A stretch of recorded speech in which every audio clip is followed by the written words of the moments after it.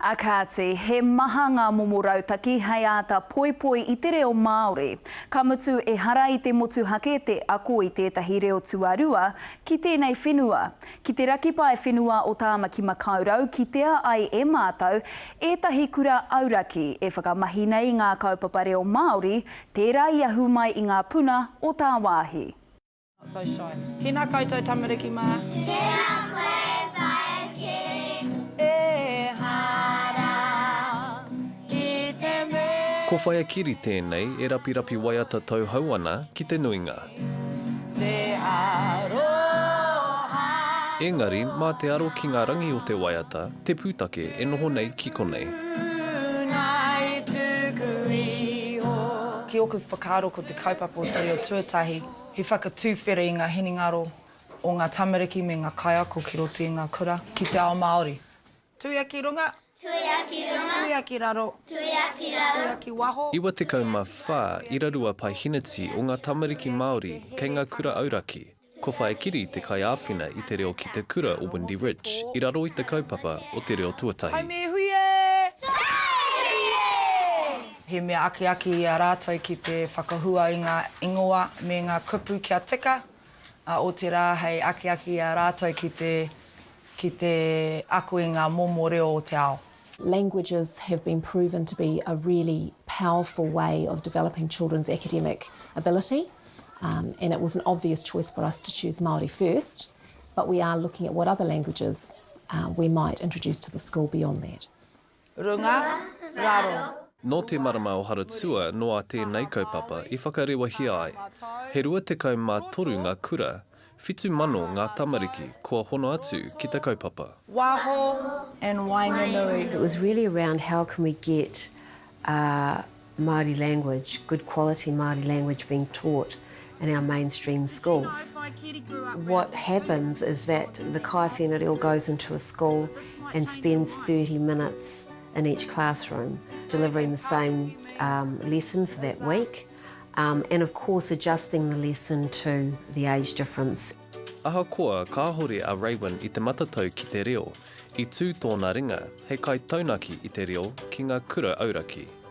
For whatever reason, whānau are putting their children into our mainstream schools. And so we need to be providing, I think, good quality te reo Māori programs in our schools, planting that seed, making our language exciting, fun, engaging those children. So when they get to intermediate, they sort of look at the languages that they might be able to choose, and te reo hopefully will be a natural tick, especially for our Māori tamariki. And then hopefully when they get to college level, they tick that box again. Tāringa toru wha. Tāringa whatu ihu wā ha e. Hei tā Raewyn, ka hore he kiko o te rautaki mā tauranga Māori i tēnei wā. In Tāmaki Makaurau alone, nearly 70% of our Māori children are leaving mainstream schools with little or no te reo. So, how long are we prepared to sit back and allow this to keep happening year after year after year? Ko tā te reo tuatahi, he whakawhirinaki atu ki te kaupapa i whakatūhia i raro i te ako i te reo Mandarin, i raro i te whakaitanga, tau hoko me haina i te tau 2010. I tēnei wā, wari te kau mano tāra te pūtea whāngai a te tāhuhu o te mātauranga ki tēnei kaupapa i a tau. A e I o toru wha. Mō te reo tuatahi, ka whakawhirinaki atu ki ngā pūtea o te kura. We pay for this program out of our operational grant that's provided by the Ministry of Education based on roll size for the school. Toru wha. Ahakoa, te kaumā 1 miriona tāra te pūtea a te kāwana e whāngai ana i te reo Māori. E kore e marama e hia o taua pūtea, ka whakamahia mō te reo. Schools are given an operational grant, and out of that they fund their te reo Māori program or kapahaka, whatever they decide to run in the school. He pitopito anō hoki o te pūtea, ka whakapauhia hei whakapaipai i ngā wharepaku, me ngā āhua whakahaere i te kura.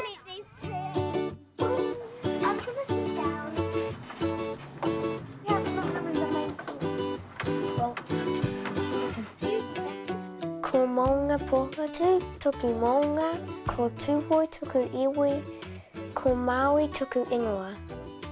Mo Māui rāua ko Jessie kei te tākaihia ki te reo i te kāinga. Kei te hia kai koro? Ai. Roi o ringaringa. Ko te reo tuatahi, te hōtaka poi poi i tēnei whānau. Kia ora, Dad! Kia ora, Dad! Kind of makes it a little bit more normal. They're coming home with a few more kupu and they're willing to use them. And then they're also willing to use the ones that they've learned from home as well. I might turn around and they're actually playing a game in te reo, you know, whereas before it would have been in English.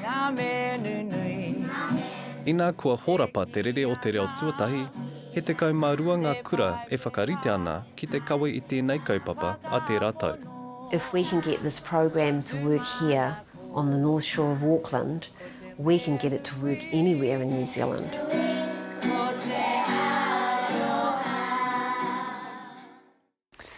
Nō rere te iwi kei te whakapaua e te kāwanatanga te tekau miriona tāra i roto i te rimatau e tū mai nei. Hei whakatena i a tātou o tēnei whenua ki te ako me te whakamahi i ngā reo o āhia.